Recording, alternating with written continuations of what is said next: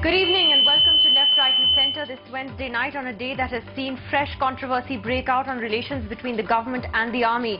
Tonight, is there a deep distrust between the civil and military establishment, and if so, how can it be repaired? Also, as India comes under fire for its foreign policy, from the way Tibetan protests were crushed recently to lukewarm support to Burma's democracy movement, should India be realistic or principled when it comes to dealing with the world? Those are our big debates tonight. I'm Nidhi Razdan. These are the headlines. The Prime Minister describes as alarmist the Indian Express story which claims the government was alarmed over an unnotified troop movement towards Delhi in January. The PM says the dignity of the Army Chief's post must not be lowered.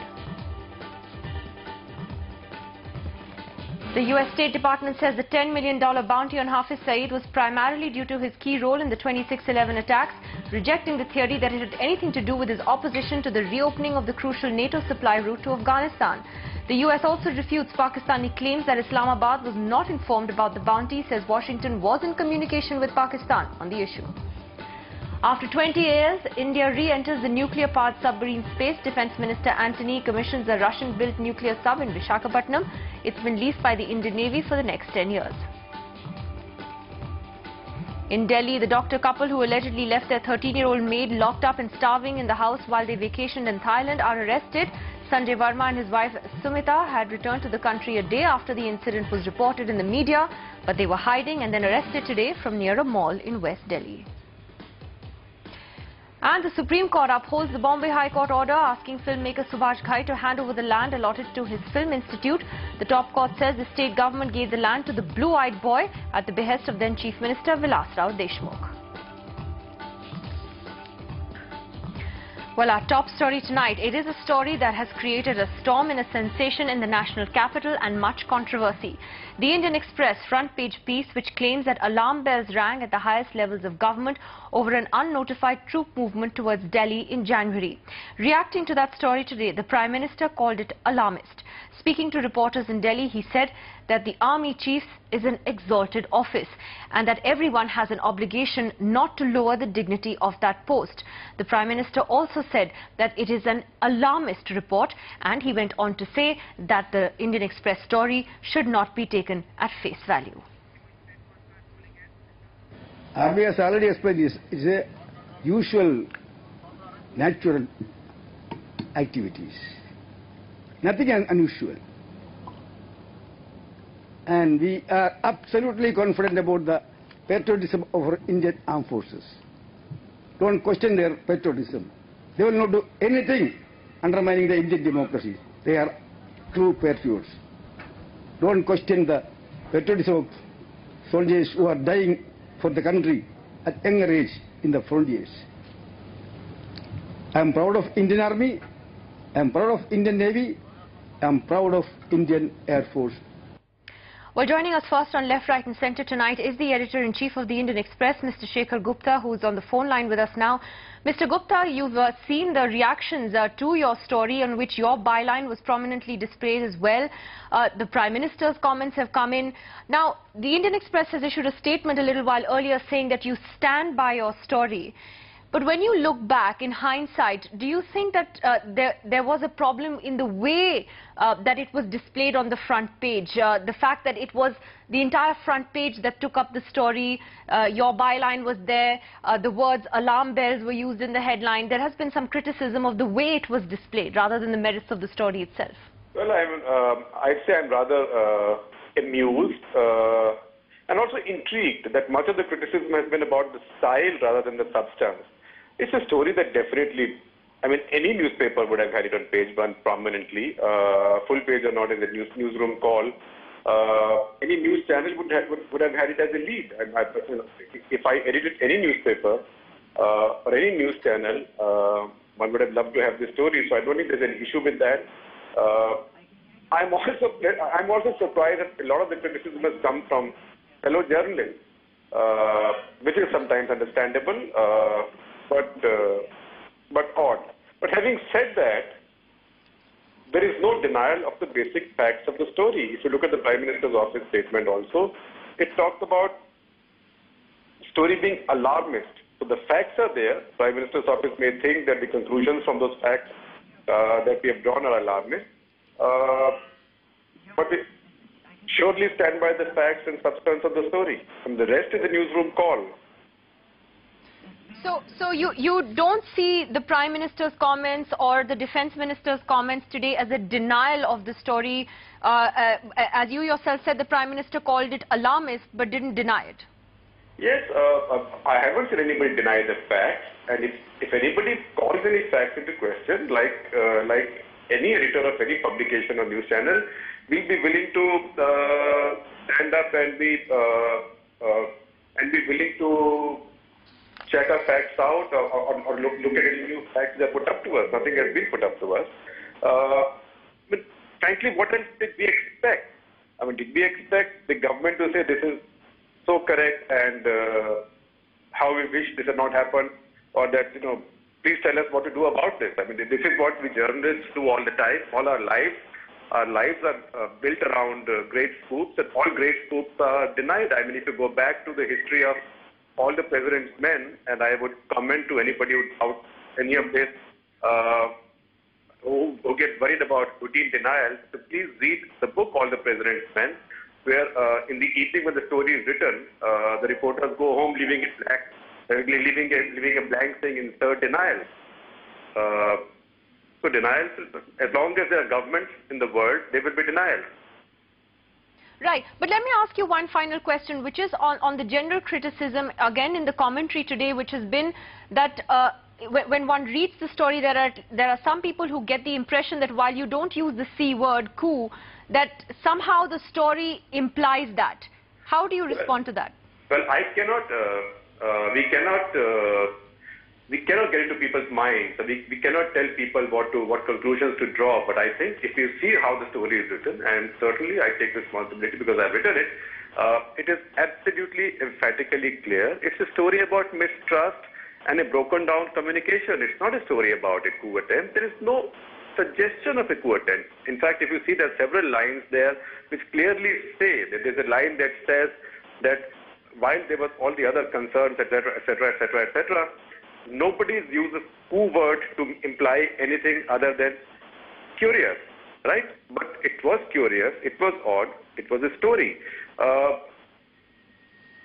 But if people don't read, they draw their own conclusions, they jump with it, what can one do about it?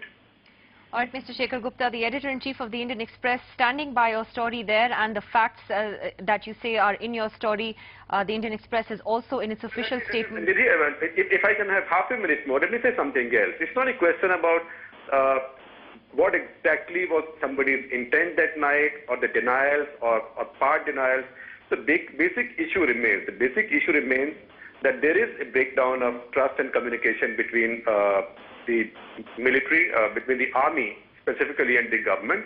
The two of them cannot stand on two different sides of a grave divide and keep praising each other, right? That doesn't help. They have to communicate and they have to settle some of these issues so that they can actually talk in one voice, instead of having all these cracks show up and then respond by praising each other. This is being escapist. That's our editorial view. All right, Mr. Shekhar Gupta, thanks very much for giving us your point of view there. And as Shekhar Gupta was saying, that perhaps more than the merits of the story itself, the controversy has further reinforced a growing belief of this growing military-government divide, and whether their relations are at an all-time low. Sandeep Phukar now joins me for some perspective on how the government has looked at this latest controversy. Sandeep, at the heart of this, it's not just about one story that's appeared in the newspaper today. It's really about a series of things that have happened in the last few months that leads one to believe that there is this huge divide. That's right. I think, as Shekhar pointed out, I think some very key points in Shekhar's, comment, that first of all, there's actually no denial. What the government has done is that they are trying to, if there is one, it is actually a denial about the possible inferences that have been made, largely by fellow journalists who've read, or people in the media. So the government's actually tried to deny the fact that, yes, there was a troop movement, yes, it may not have been notified, yes, it is not the protocol, but it doesn't lead up to the C word that you were referring to. That's what the government is trying to deny. They are trying to say that, the delicate balance of power that exists between civilian authorities and the army, armed forces continues to exist. That's the intent of the government. Whether or not they have been able to convince the people, I think that's another story. Right. But this morning, we did ask this question to the Prime Minister. I happened to cover that Padma Award ceremony, investiture ceremony. And as is the convention that he speaks to reporters after the ceremony gets over, I actually asked this question. My first question to the Prime Minister was on the Express report. He said that the report is somewhat alarmist and should not be taken at face value. And he said the Defence Ministry has already issued a statement on that. On the issue of this, growing tension or friction between the two parts of the government, army and the government, he said that Army Chief's position is an exalted office and nothing should be done to lower its dignity. That's how the government is trying to play it down. All right, Sandeep, thanks very much for that perspective. So the question we're asking on our first big debate tonight is whether there is a deep distrust between the civil and the military establishment in this country, or whether those concerns are exaggerated. Do tell us what you think. You can write to us at those addresses there on your screen. You can tweet to us and email us as well. Well, joining us on the program tonight, well-known defense analyst Lieutenant General Shankar Prasad is with us. We have Major General Ravi Arora, the editor of the Indian Military Review. We have Ambassador K.C. Singh, who's been talking about this issue extensively. Mr. Ravi Shankar Prasad, the chief spokesperson of the BJP, the principal opposition party, and columnist and author Tavleen Singh, as well as Rahul Bedi, the correspondent with James Defence Weekly. General Shankar Prasad, let me first ask you your thoughts on this story today. Well, you've been raising this issue about trust deficit. This trust deficit word seems to have become a buzzword today and is creating a lot of confusion. Let me put the whole thing in perspective. While there have always been differences in a manner in which a situation is understood by the Armed Forces Headquarters and the bureaucracy in the Ministry of Defence, this trust deficit word is going beyond a limit now. I would like to say that there have been differences of opinion.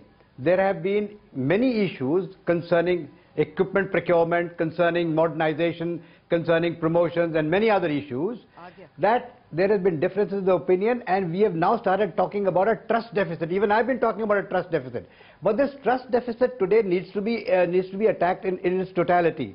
While the trust deficit I do not wish to use anymore, maybe minuscule, it is being enlarged as if to look as a big gap. So you think it's Such exaggerated? a thing does not exist. You think it's exaggerated? It is that it's more exaggerated. Now I just want to complete this. Yeah. Nidhi, I want to complete this. Why has this happened? Why has this happened is simply because some months ago there has been a conflict of a personal nature between the Chief of the Army Staff, General V.K. Singh, and the government relating to the age issue. Throughout these last many months, we have said that the Chief of the Army Staff, at best, should not have taken it up in a manner in which he did and went up to the court. If this incident had not happened, let me assure you, General V.K. Singh would have turned out as one of the finest army chiefs. He has done this nation proud in every other field. He has worked hard towards modernization. He has succeeded somewhat, not succeeded somewhat. He's written a letter to the Prime Minister. He's tried to cleanse the army. He's tried to do so many other things that I don't want to go on narrating on this channel. But the only thing which has been highlighted, and which is as a result of which this trust deficit issue has taken such a magnifying proportion, is because of his age issue. That is why we say of people in such high offices should not take any personal matters, as that creates a different perception. If this had not happened, none of these things would have come to the fore. So you think it's more of a perception? You think it's more of a perception problem rather than a real problem? But sorry, as far as this particular incident is concerned, Nidhi, is absolutely bizarre. How can ever an army unit move towards Delhi without a particular objective? This has been simply a mobilization exercise of a very minuscule, of a unit level. Don't forget there are enough units sitting in Delhi. If someone had any evil intentions, those units could have been used.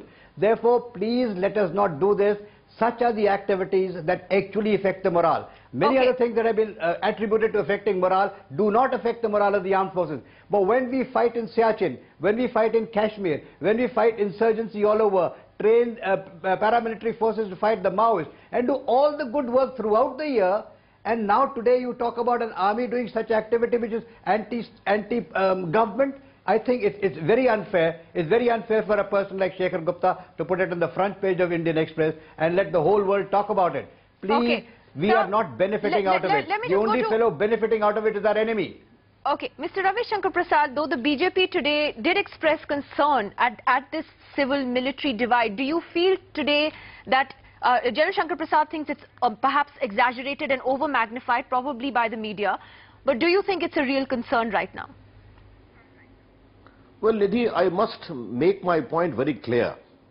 We take and accept with assurance the explanation given by the government in the Ministry of Defence, and also the Prime Minister, who has for the first time spoken a little. He need to speak more and become more active.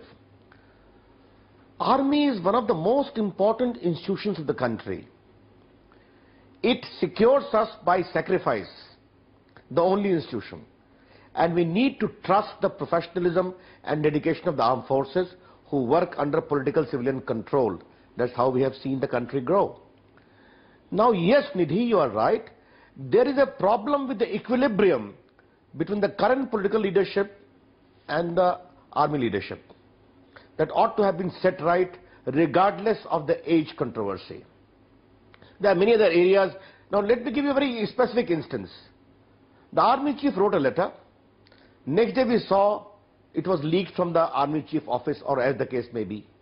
Then the IB inquiry was there, it dispelled the entire thing. All these are symptoms of trust deficit. Therefore, I always say army is indeed a very important institution of the country. And I totally agree with Shankar Prasad ji, as he stated, that we need to trust our army. Differences would be there. I would see it, Nidhi, as a clear case of failure of statecraft. UPA has been a series of cases of failure. Now even the armed forces should become a victim of that is deeply regrettable. It is a case of governance deficit, if I can use that expression, more, which ought to be set right, where we expect the Prime Minister, for heaven's sake, play a more proactive role. Rahul Bedi, how deep do you think this distrust is between the two sides? Do you think General VP Malik was on this program last week? He thinks it's reached an all-time low. Do you share that assessment, or do you also believe it's exaggerated? Well, firstly, I would say that the justification offered by the editor of the Indian Express, what I would call what passes for a credible platform, was a little unconvincing and wobbly. Secondly, I think you would like your viewers to know that this very same story as a news story was reported by one of the internet news portals, in fact, on the 16th or 17th of January, the day after it happened, like it should have been as a news story. Thirdly, I think this is a little mischievous to join the dots and to make such a big issue out of it, because it was really a genuine exercise that was carried out by these two units wanting to try and be mobile in the event of a situation like what happened in the Maldives or even what happened in Mumbai. So there's nothing alarming about it, and I think one and one were put together to make four. To answer your question as to whether the trust between the military and the army and the ministry has broken down and the government has broken down, yes, I think without being emotional like the general or politicizing the issue like the politician on the panel, I think yes, the things have become bad, and I think the new chief that comes in with a poison chalice, and he has a very major job to do to repair and mend fences between the two sides, because this state of affairs cannot persist, because it is adversely impacting on national security as well as the confidence of the country. Ambassador K.C. Singh, this isn't the first time, though, is it, that there has been this friction between both sides? Has it been this bad, in your view? Look, in the past, whenever it has happened, it's not a combination of factors involving chiefs, standoff on personal issues which had already embittered the environment. I had said right in the beginning on these programs when he went to Supreme Court that he has backed himself into a corner. Either he would come out winning and the government will be sulking, and I believe the defense minister told the government that if the chief wins, he will put in his papers, and if the chief loses, he will retain him. That is, of course, the way Mr. Antony saw it. But essentially, it had already reached that point, because within the cabinet, there was a division. One part was saying that let's settle with him and let's get it over with and let's not drag it on. But Mr. Antony said, now that he has gone to the Supreme Court, and I have it on authority, let us go ahead with it. And if I am wrong and the defense minister is wrong, I'll put in my papers. Now, if that is how it stood in January, then essentially that is those circumstances must be taken into account. However much we try covering it up, however much we try, then you see the steps the chief has taken. Persistence is one thing, stubbornness is another. Now he loses in Supreme Court, he comes out, he is made to withdraw the case, and he puts a spin on it and says a final determination has not been made. Then he has his daughter write a piece in the Outlook magazine, unheard of. Her husband is a serving officer in the army, to write a piece critical of some previous chiefs. It's just not done. Now we are seeing that there was a certain stubbornness in going on with it and not settling it, not moving on, not going back and saying, okay, this issue has been taken to the highest court, we've come to a certain determination, let's go ahead. The government themselves, I think the way they advanced the announcement of Bikram Singh as the next chief, were again indicating trust deficit. It's normally done 2 months in advance. This was done more than 3 months in advance. What is the signal the government is sending? If there is no trust deficit, why do you announce a chief? So you wouldn't be in any hurry to dismiss this story? No, I am saying that facts, basic facts, I agree with Rahul. There was no need for Shekhar to have made it like Indo-Pakistan war. You normally do not give a banner headline unless Prime Minister Nehru dies, Indo-Pak war is there, something really, even 26/11, maybe 26/11. Something of that nature deserves it. But a 2-month-old story where interpretation, facts, larger circumstances come into play. Therefore, you can have interpretation which can go from, as General Shankar Prasad said, simple exercise which was mistaken, but then question arise. Why was it terminated? Why was it not allowed to go ahead? Why was the defense secretary recalled? They said, no, he came back because of the case. So you feel it raises legitimate questions, but let me just bring in Tavleen Singh very quickly on this because, Tavleen writes a column for the Indian Express as well. And Tavleen, I saw you tweeting earlier today because there was such a raging debate on the way the story was presented in the paper today. Do you think that people have misunderstood what the paper was trying to convey, that it was legitimate for it to have been the banner headline that it was full front page? You can wear your journalist hat and tell us. I can't hear you very clearly, so I may be answering the wrong question because I'm only hearing the debate in bits and pieces. But what I would like to say is that I don't think it's for you or me or Casey or anyone to decide how the editor of the Indian Express should play a story. I thought that the story was very carefully written. There was no implication of a coup. What it was trying to say is that the breakdown in communication between the defense minister and the army chief is so serious that we need to sit up and take notice.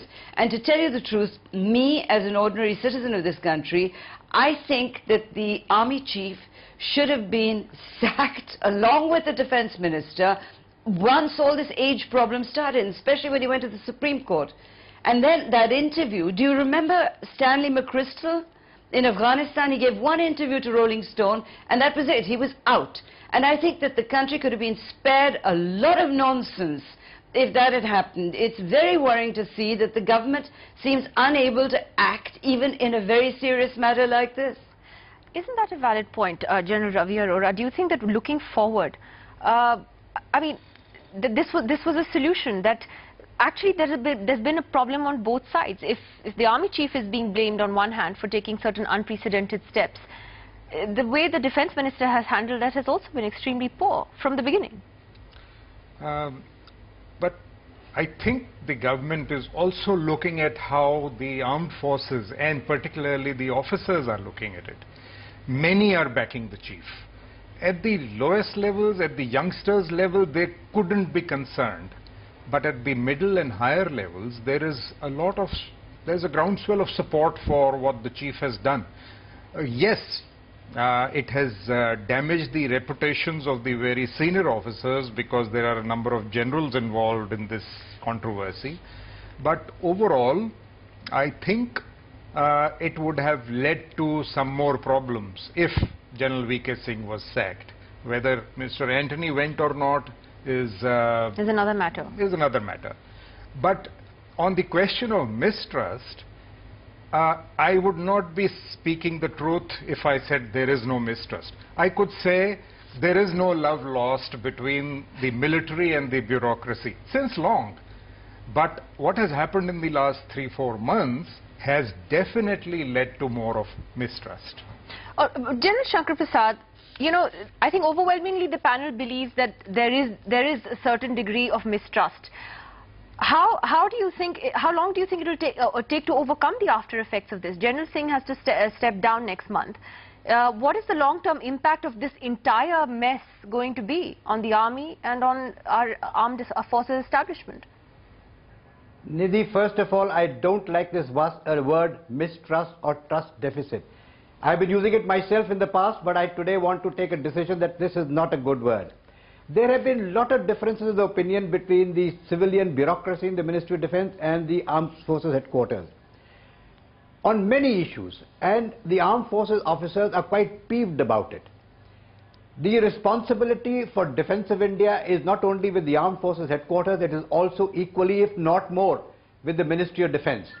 Why is the army today not fully equipped is more the responsibility of the Ministry of Defence than of the service headquarters. Why modernization has lagged behind, the answer must be given by the political masters, not by the Ministry of Defence and not by the bureaucracy and not by the service chiefs. So this trust deficit, we better keep it aside and say there is lack of synergy between understanding of military matters and furthering them. Unfortunately, the bureaucracy that comes into the Ministry of Defence without any background, without any knowledge of how military works, comes and sits there for 2-3 years, retards everything and goes away without getting anything done. As a result, a very professional armed forces get no support from the bureaucracy, thus the politicians are unable to take decisions and we suffer. The answer is that there has to be an integrated Ministry of Defence where service officers also participate in progress and decision making in the Ministry of Defence. Such a requirement was understood at the time of Kargil operation and post-Kargil report. We wanted to have, the government of India wanted to have an integrated Ministry of Defence, which unfortunately the political masters and the bureaucracy have not been able to achieve. They've only changed the name. Please, if we can have an integrated headquarters of the Ministry of Defence, over the years, over some time, this so-called trust deficit will disappear and the two will work in synergy. The responsibility is equal. Responsibility of the government of India, of the Ministry of Defence is far more than the defence services alone. Defence services that come out creditably is General Prasad being overly optimistic here? I mean, is this far more serious? Is he does he want to read the glass as half full? Let me quickly go back to what Tavleen said. As you know, I've been maintaining it for long that they should have just cauterized it in January itself and sent both the Defence Minister and the Army Chief home. But there was no will in the system. He had, as General here is saying, he did not have any aura at that stage of great support in the army. At that stage, he's only fighting for his date of birth.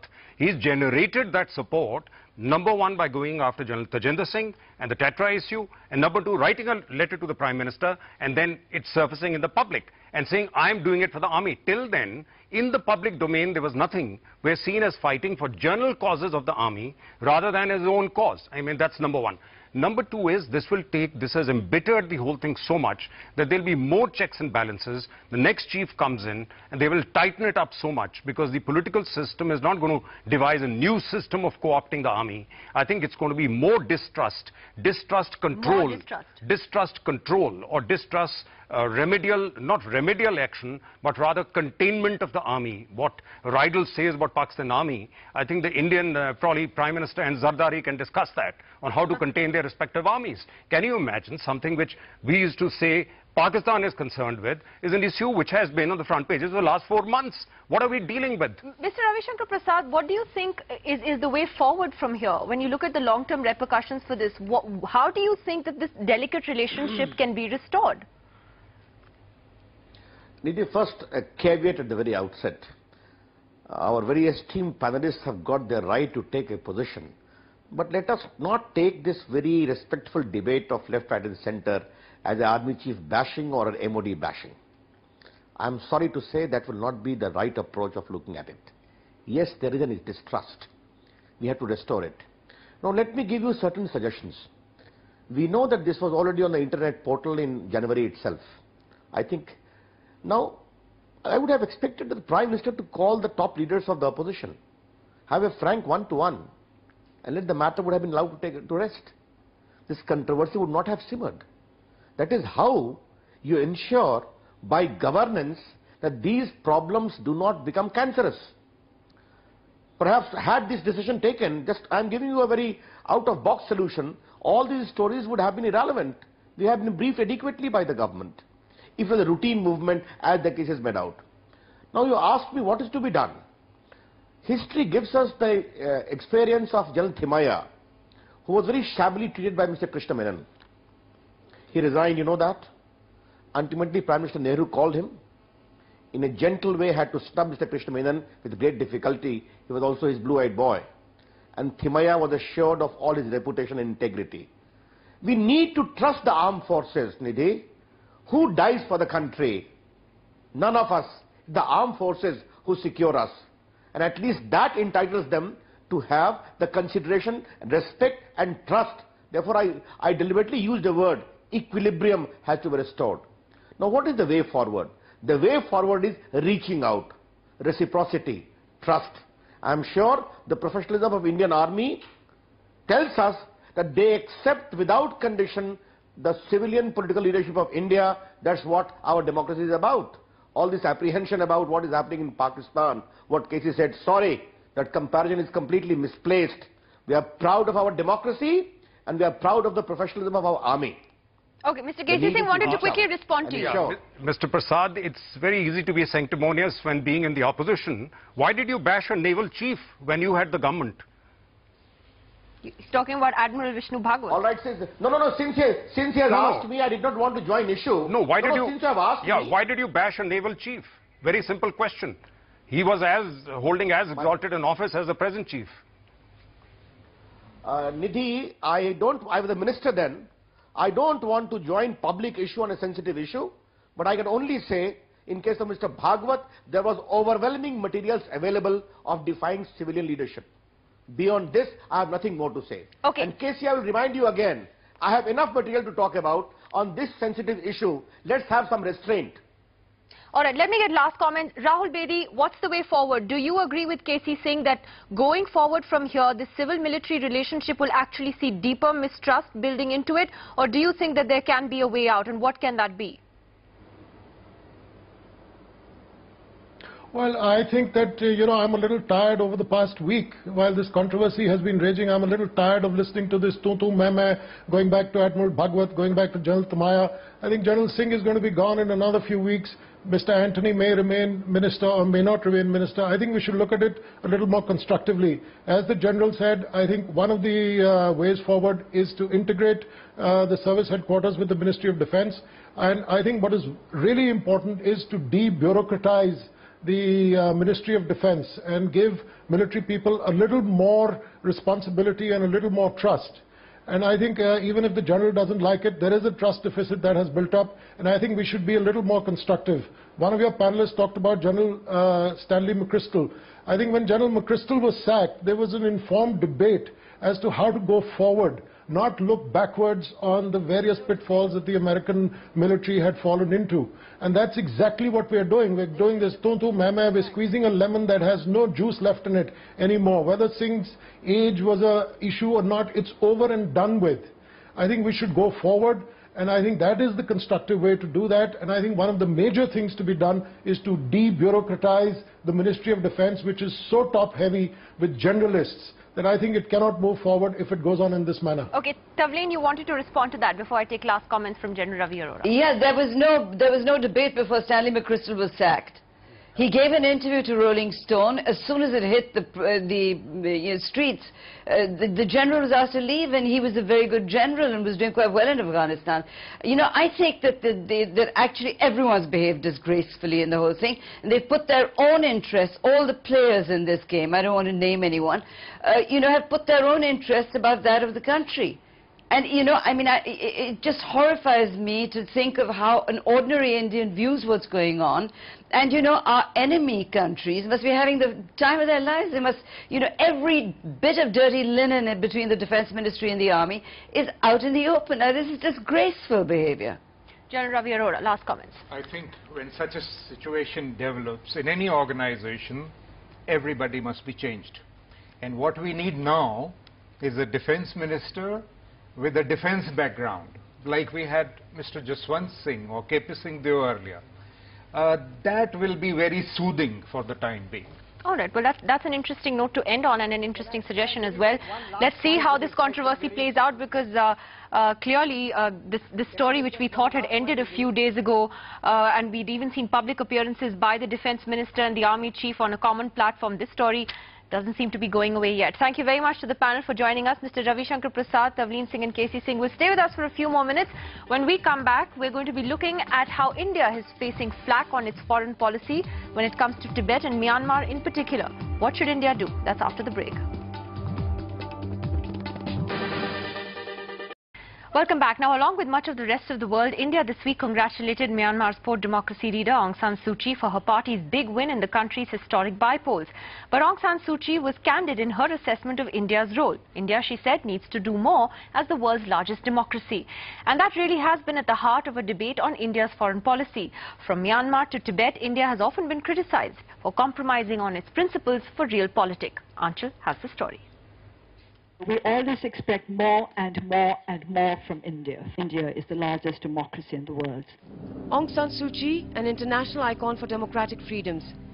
Her message to India, read by many as a disturbing reminder of the shift in India's policy towards its eastern neighbor Myanmar, which for decades has been one of the world's most closed and oppressive military regimes. To others, the decision is simply realpolitik, driven by the evolution of India's regional superpower status and Delhi's efforts to counter China's growing influence among India's immediate neighbors. Not to mention access to Myanmar's vast natural gas reserves. But engagement with the junta increasingly isolated the average Burmese. Disappointment isn't easy to hide. If Myanmar's refugees see India's engagement with the junta as disappointing, Tibetan refugees in Delhi find themselves getting angrier, with Delhi's often heavy-handed means of stopping their protests for an independent Tibet. Yashi, a 26-year-old student, immolated himself on the eve of Chinese President Hu Jintao's visit to India.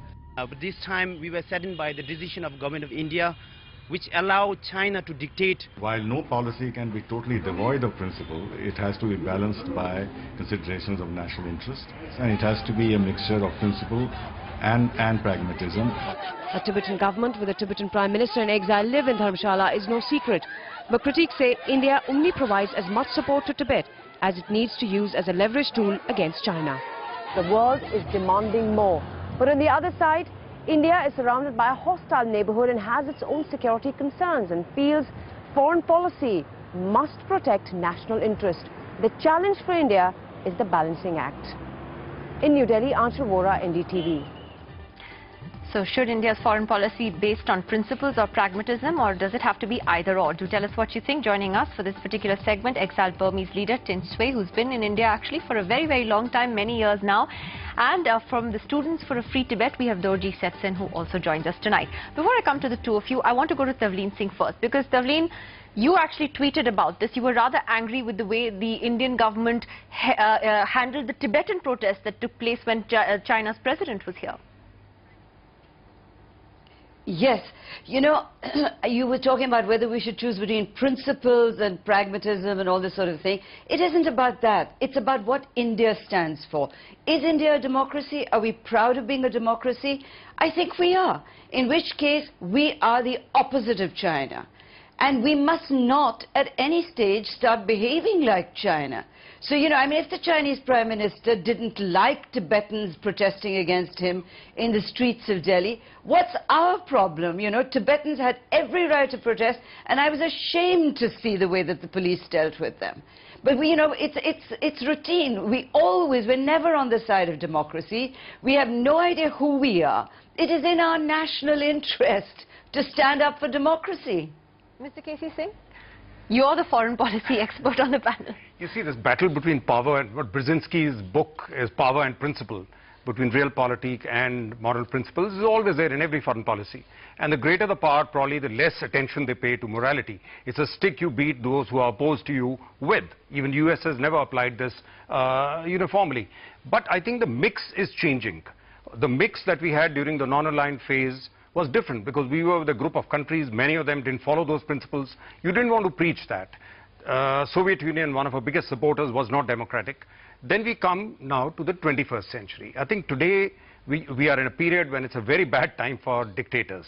Generally, they're having a tough time all over the world, although what succeeds them may not necessarily be democracy. What follows in Syria or what follows in Libya or in Egypt may be another kind of autocratic let's control. Look at the way, you could see those horrible pictures of the way the Tibetan protesters were dealt with. Now we'll come to the Tibetan issue. Now Tibetan issue is a very specific one.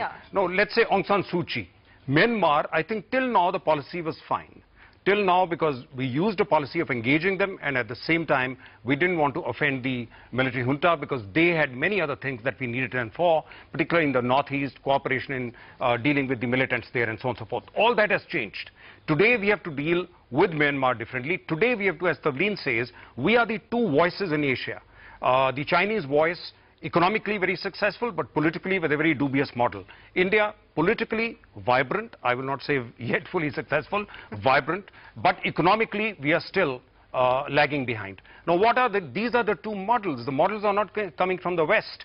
These are the models the Asian countries on a periphery, on China's periphery, are looking at. Therefore, we have to start behaving, articulating, acting differently, and hence in Sri Lanka. So in Sri Lanka we did it because a government ally forced the government You're to right, take for the wrong reasons, right decision for the wrong reasons. Exactly. Yeah. Have you been disappointed all these years? I'm always undiplomatic when it comes to India's policy. You're not diplomatic? Yeah.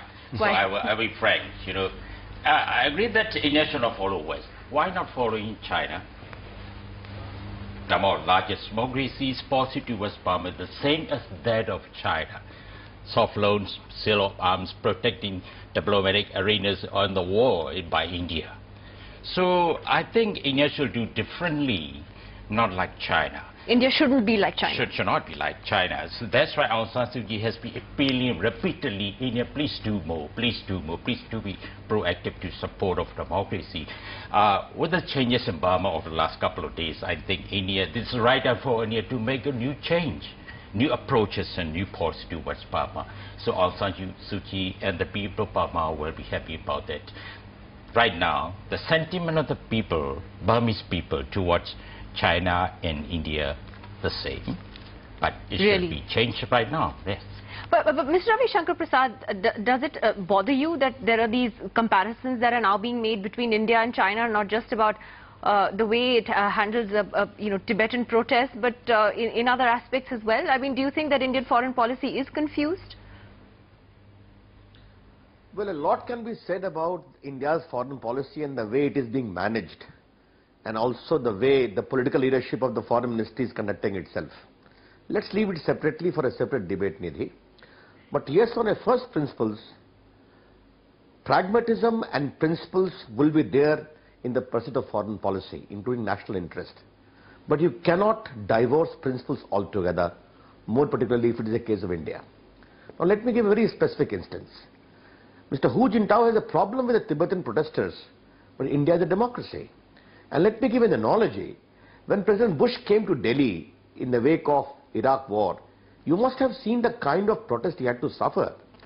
People even tried to assault his portrait by chappals, right in Delhi, which I saw myself. And the left sat The government of India did not come down, and the government of India did not come so heavily on them.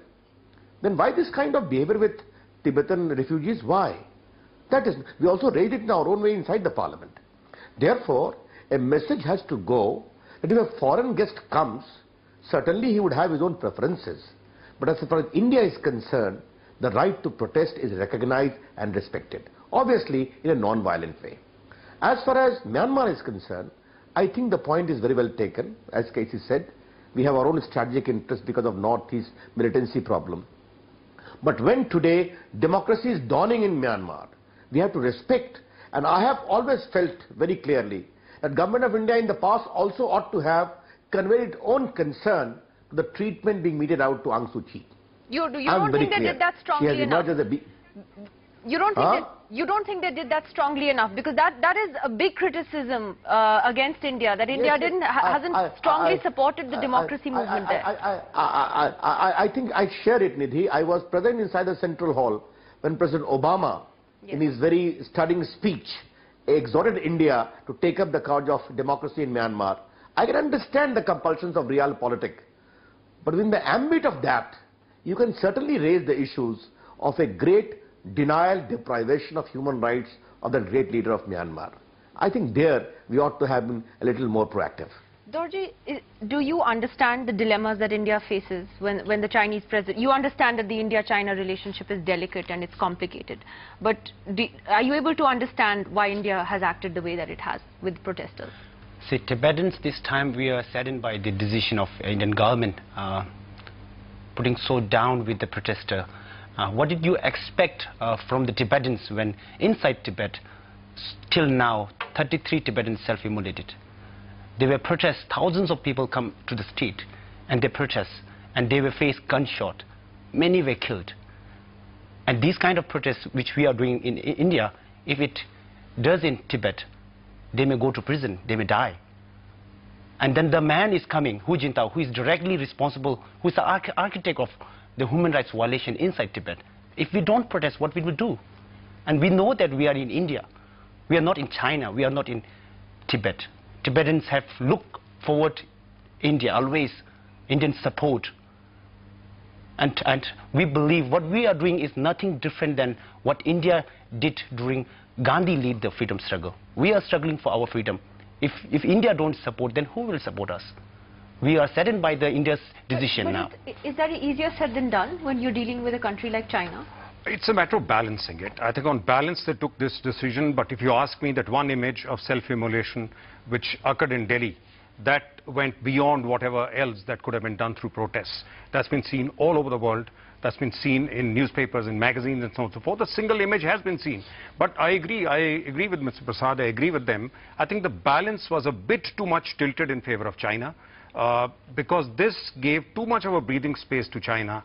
They are suffering a lot of moral, in the moral debate. They are losing out on the self-immolations which are taking place. But I suspect the Indian concern might have been that if you allow it to happen openly, there may be more immolations. I think their concern may have been that.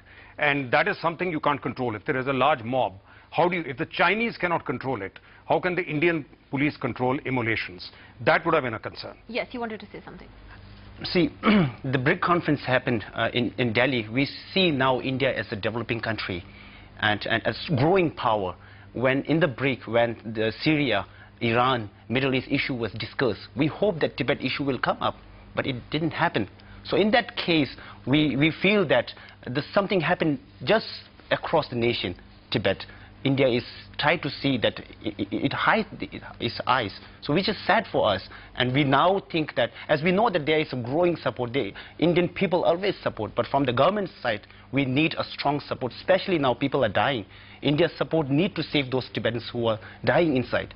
And Gandhi, when he said, do or die, for the Tibetans now it's a situation of do or die, and India should now step forward and condemn China and break down the military which is inside Tibetan area.